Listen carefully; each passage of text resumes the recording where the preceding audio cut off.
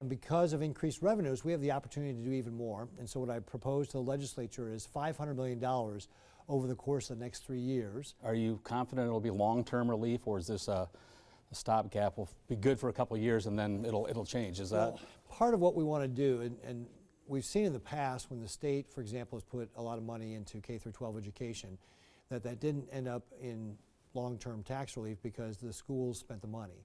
So what we have to do is make sure that we're delivering this in a way that actually goes to property tax relief and not to just more spending. While property tax relief tops the governor's wish list, recovery from last year's record flooding and a plan to prepare for future high water are a close second. I don't anticipate anything like we had last year, but we're still going to be monitoring this. And of course, we're going to have to continue to think about what do we need to do to change, for example, how the Missouri River is being managed. Should the Army Corps of Engineers be doing more than just managing the flow? Well, it's absolutely one of the things that the governors and I believe is that we have to engage with the Army Corps of Engineers, and what we have to do is do our homework to know what we need to ask for.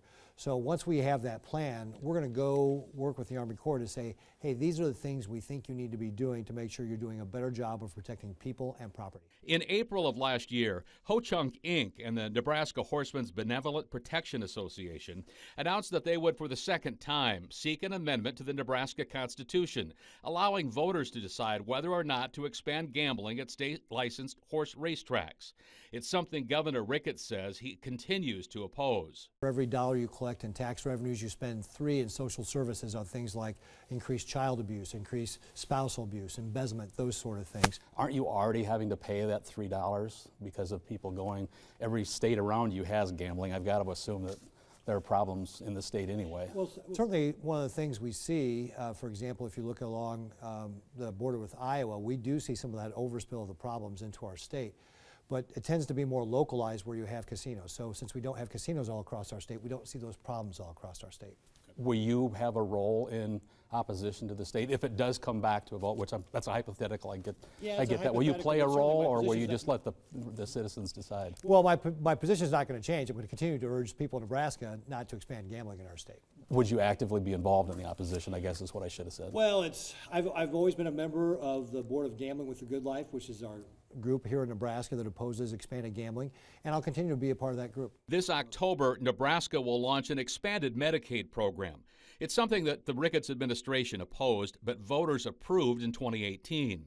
Now, nearly 2 years later, the governor says he expects a smooth rollout of the program. All available on our website to see the project plans with regard to what we all have to do. It's a big, complicated project. We have to get a waiver from the federal government to implement it. But so far, we're on schedule to be able to start taking applications August 1st and roll it out October 1st.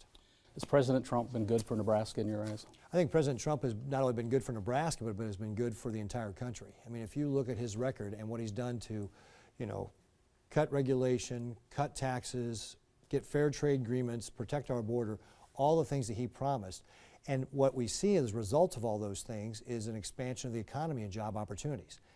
Nebraska last year employed 1 million people, 1 million unique individuals for the first time in our state's history. Does substance over style ever bother you at all? Well, certainly I would say the president says things some ways that I wouldn't necessarily say it that way.